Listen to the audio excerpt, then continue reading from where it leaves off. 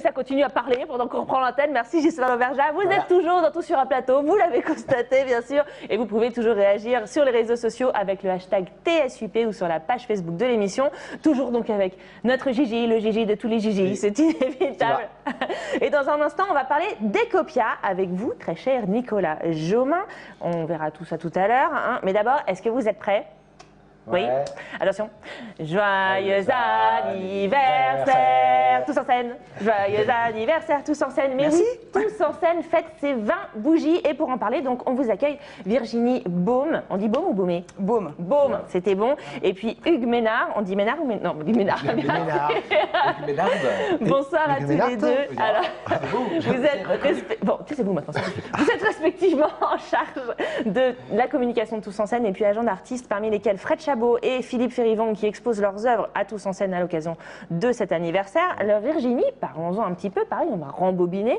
Tous en scène, c'est devenu une institution pour tout le Tourangeau, mais imaginons qu'on accueille des nouveaux Tourangeaux là, qui ne connaissent pas, fraîchement arrivés dans la région. Du coup, c'est quoi en vrai la mission de Tous en scène ? Alors, Tous en scène, eh bien, du coup, c'est une école de musiques actuelles. Donc, on va proposer des cours, des stages, des masterclass. En fait, un gros volet de formation loisirs pour tous les musiciens qui souhaitent se former à divers instruments.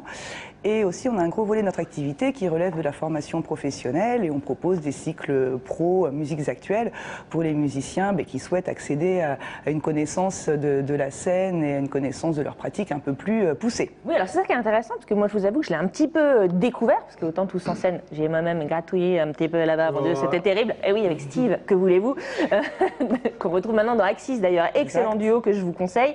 Et tout à l'heure, on parlera justement de parcours artistique avec Nicolas et Ecopia, mais justement, je l'ai pour ma part lu dans l'ANR, excellent journal que je vous recommande bien entendu. Depuis 1914, l'association a formé plus de 8000 musiciens amateurs et donc professionnels. Ça représente quoi, par exemple, en part les débutants, en tout cas les pas professionnels et puis les professionnels? Ça représente quoi en termes d'effectifs? Alors ça représente à peu près, on va dire que sur le nombre d'élèves, on est à peu près 800 élèves en loisirs et à peu près une centaine de musiciens professionnels chaque année qui passent pour se former, donc sur des cursus longs, de 20 à 30 heures par semaine, et aussi sur des cursus un peu plus rapides, un peu plus condensés, parfois sur des stages, et également sur de l'accompagnement de groupe. Donc là, c'est un peu plus ce qu'on va appeler, ce qui peut représenter un peu comme une sorte de résidence, où les groupes travaillent pendant 3 à 4 jours sur leur projet artistique, de manière assez condensée, et ont vu d'ensuite porter un peu leur projet sur la scène, à travers des partenariats qu'on a avec Terre du Son, au Quart de Tour,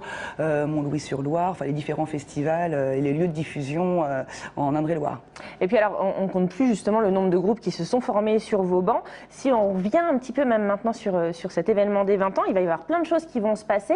Qu'est-ce qu'on a au programme des festivités, très cher ? Alors oui, donc justement plein de choses. Donc 4 soirs de concert. On a commencé donc hier en grande pompe. Oui, c'était le grand lancement. Voilà, ça continue donc ce soir, vendredi et samedi à partir de 19h et jusqu'à 23h à peu près. Donc à peu près 3 à 4 groupes chaque soir, qui sont tous des groupes issus de l'école, des musiciens donc formés à Tous en scène, par Tous en scène. Certains sont donc il y a des groupes d'enseignants qui vont faire des choses un peu rigolotes, type Ironic Maiden. Ils vont reprendre des morceaux d'Iron Maiden. Justement. Voilà, donc là ça va être assez bon, c'est vraiment pour la petite anecdote et pour pouvoir rigoler un petit peu. Sinon il va y avoir des choses, vous parliez tout à l'heure de Axis Duo, donc un groupe formé donc d'un enseignant et d'une élève en formation professionnelle. Donc ça montre aussi un petit peu les rencontres et les échanges qui peuvent se faire à Tous en scène, à l'école aussi, et grâce aussi à la musique. Et donc en gros il y a une programmation d'à peu près 12 à 13 groupes sur les 4 soirs, allant d'esthétique plutôt funk, pas mal rock, métal, des choses aussi un peu plus jazz par moment. Donc la programmation complète évidemment est sur le site. Bien sûr, voilà. On verra tout à l'heure. Et voilà, donc on attend, donc tous les soirs c'est évidemment gratuit et ouvert à tous. Et c'est vrai qu'après avoir bien entamé les festivités hier, on est Enfin, de pied, on nous attend de pied on ferme, est sur la lancée, c'est ça. On attend tout le monde à Tous en scène. Et puis alors donc, il y a aussi une autre discipline artistique, on va dire, présente, puisqu'il y a cette exposition jusqu'au 28 novembre avec Fred Chabot et Philippe Furivon qui exposent leur œuvre. Alors justement, vous, Hugues, qui vous occupez de ces artistes, est-ce que vous pouvez nous parler un petit peu de la façon dont ils ont sélectionné les pièces qui sont exposées pour cette occasion? En fait, quand j'ai visité l'école Tous en scène, dans le hall d'accueil, il y a beaucoup de métal. Donc j'ai pensé aux œuvres de Philippe Furivon qui sont sur des plaques d'imprimerie en aluminium, donc il y a de la peinture acrylique dessus. Donc je me suis dit ça collerait parfaitement. Et puis un sculpteur, Fred Chabot, m'est venu tout de suite à l'esprit parce que ce qu'il fait, je trouve ça formidable. Et donc en fait le choix les plaques en aluminium, ce sont des peintures très féminines. Oui, on les découvre à l'écran en ce moment. Oui. Et puis les sculptures de Fred Chabot, donc il fait des musiciens, etc. Là, ce sont des sculptures également très féminines.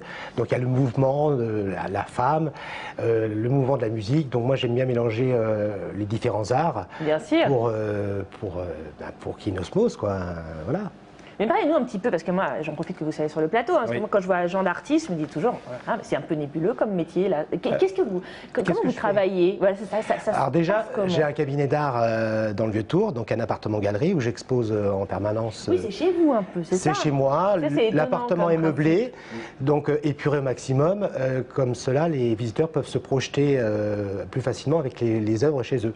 Voilà. C'est une sorte d'appartement témoin si on veut acheter Oui, c'est quand même chez moi, c'est ma patte. C'est un endroit plutôt chaleureux, intime. Il y a des personnes qui n'ont pas forcément envie qu'on les voit acheter des œuvres d'art. Quand je fais des vernissages, c'est toujours très intime. Très chaleureux en plus, bien sûr. Bon, je vais pas. Les galeries, parfois, c'est un peu froid. Les gens n'osent pas forcément pousser la porte. En tout cas, ça peut impressionner, c'est certain. Bah oui, mais bon, j'ai ouvert l'appartement à la visite il y a plus de 2 ans et demi. Et j'ai dû faire comprendre aux Tourangeaux qu'il peut y avoir des expositions en appartement. Ça, c'est à Paris, à Strasbourg, dans les grandes villes, etc. Donc, par rapport à donc je fais des expos ponctuels dans l'appartement. Et ma mission principale, c'est de trouver des lieux d'expo en France et à l'étranger avec les 4 artistes avec qui je collabore. Et voilà. Des lieux peut-être parfois un petit peu originaux, comme justement Tous en scène. Tous en scène, ça s'y prête un grand très bien. restaurant bientôt au mois de novembre. J'ai déjà fait une exposition dans cet établissement en octobre. Ça peut être dans une chapelle à Grenoble au mois de mai dernier. Voilà, j'aime bien des lieux un peu atypiques. Des nouveaux endroits, des nouveaux personnages, des nouvelles rencontres. Voilà. Et ben voilà, merci à tous les deux d'être venus nous parler de ces 20 ans. Alors les 20 ans de Tous en scène, je vous rappelle, c'est du 29 octobre au 1er novembre. Et puis l'exposition, quant à elle dure jusqu'au 28 novembre. Je vous donne le site de Tous en scène, c'est www.tousenseine.com. Allez, on va maintenant se diriger dans la suite logique de cette interview, puisque maintenant que vous avez appris à jouer un petit peu de la guitare, grâce à Tous en scène, si vous voulez vraiment être une rockstar pour de vrai, j'ai envie de dire, il va falloir assurer sur tout un tas d'autres choses. Et c'est là qu'Ecopia peut nous aider. Alors, on en parle tout de suite avec vous, Sylvain Jomain. Sylvain, je suis repartie sur Sylvain. Pourquoi j'ai noté Sylvain? C'est drôle. Non, mais on a dit que vous pouvez m'appeler Jocelyne maintenant. Non, Micheline, c'est ma grand-mère. Salut, mamie. Mamie Mich. Que là, alors, Nicolas Jomain, mais je sais pas pourquoi, vous avez une tête à vous appeler Sylvain? Une tête de Sylvain, c'est bon. Tout simplement. Alors, moi, j'avoue, j'ai quand même appris l'existence de votre association par le biais d'un invité musicien qui m'a parlé de votre action, mais moi, j'étais complètement passée à côté de l'info et je me suis dit, bah tiens, si moi je suis passée à côté, certainement d'autres gens chez eux sont pas informés non plus de votre existence. Est-ce que vous pouvez nous expliquer un petit peu la mission là encore d'Ecopia? Oui, alors c'est vrai qu'on est un petit peu des travailleurs de l'ombre, enfin, c'est-à-dire qu'on ne communique pas beaucoup parce qu'on a déjà beaucoup de demandes, en fait, on reçoit beaucoup de gens à l'année. Pour vous donner une idée, on suit à peu près 80 artistes donc dans un suivi régulier de leurs projets. Donc ces artistes sont autant dans le domaine de la musique que dans les arts visuels, c'est les 2 pôles principaux. On a aussi des graphistes, des illustrateurs, dessinateurs de BD, écrivains, scénaristes. Pour ma part, moi je suis musicien, donc j'interviens comme musicien pour m'occuper des musiciens. Mais vous avez un binôme pour tous les arts graphiques, c'est ça? Voilà, c'est ça, on est 5. Donc le directeur d'Ecopia, qui est Arnaud Lantoine, qui a créé cette association en 2004, qui s'est implanté ensuite sur Tours en 2007. Donc l'antenne de Tours est devenue aussi assez conséquente, on va dire, parce qu'il y a une grosse activité. De Blois, hein, aussi, bien sûr, on est aussi sur le Loir-et-Cher. Donc l'antenne de Blois existe toujours évidemment, on la même mission que sur Tours. sauf que forcément à Tours il y a un gros vivier, donc il y a une grosse demande. Oui. Donc on suit beaucoup de gens dans leur projet, hein. Donc le but c'est de les accompagner, de les aiguiller, de leur apporter, je veux dire, un soutien en termes de réseau si c'est un besoin pour eux. Et puis parce qu'on a aussi des gens qui viennent d'autres régions, hein, qui viennent d'arriver, voilà, de Lyon, de Marseille, voilà, pour X raisons, et qui connaissent pas forcément grand monde ici et qui ont besoin de développer leurs connaissances Alors justement, ça va être concrètement sur quel champ? Parce que alors, on sait que musicalement, Tous en scène peut nous aider, mais Ecopia va nous accompagner sur d'autres choses. Parce que pour être musicien, en tout cas pour arriver à peut-être en faire un métier, ouais. il y a énormément d'embûches. J'ai envie de parler de tout ce qu'il y a à côté. Il faut savoir être bon en communication, C'est ça, en fait, il faut devenir son propre attaché de presse, il voilà. faut pouvoir être son propre tourneur, se Vous trouver mettez des le point dates. sur exactement notre mission en fait, c'est-à-dire que maintenant pour vraiment développer son activité artistique, il suffit plus simplement d'être un bon interprète ou un bon instrumentiste. Faut aussi connaître son environnement, quoi, et puis développer son réseau. Ça veut dire aussi aller être curieux, aller voir des gens. Enfin voilà, ça comprend tout un certain nombre de choses. Donc nous on est là aussi pour, on a un regard extérieur, une écoute aussi, oui. C'est important. Et puis on n'est pas ni agent, donc on va pas rentrer dans le jugement artistique parce que on a tellement de courants et de styles différents qu'on ne peut pas rentrer dans des considérations personnelles. Bien sûr. Par contre, on va dire que tous les gens qu'on suit ont un projet qui est professionnalisant et mettent une priorité à ça. Et on a une autre fonction aussi qui est aussi de faire des évaluations de projets qui sont là pour des gens qui se questionnent en fait, qui sont pas sûrs de vouloir se lancer complètement ou qui sont un peu hésitants qui ont des doutes.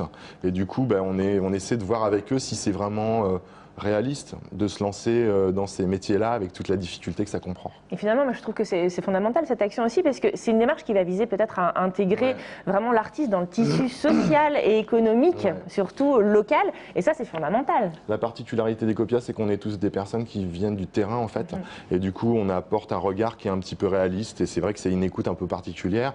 Donc on est 5, il y a Arnaud Lantoine qui est le directeur, Carole Joulin qui s'occupe des arts visuels, et puis Sylvie aussi Surblois, Sylvie Dietrich qui s'occupe des arts visuels, et Muriel qui nous a rejoint il n'y a pas longtemps, plutôt des graphistes et des illustrateurs et des métiers un petit peu satellites, quoi. Oui. Enfin, et puis une vraie technique aussi, parce que c'est vrai que parfois les réglementations même aussi changent, les critères d'attribution peut-être d'aide à la production artistique peuvent changer, et ça c'est toutes ces choses-là que vous pouvez apporter justement à un projet artistique en devenir. Merci beaucoup Sylvain Nicolas Jaumin.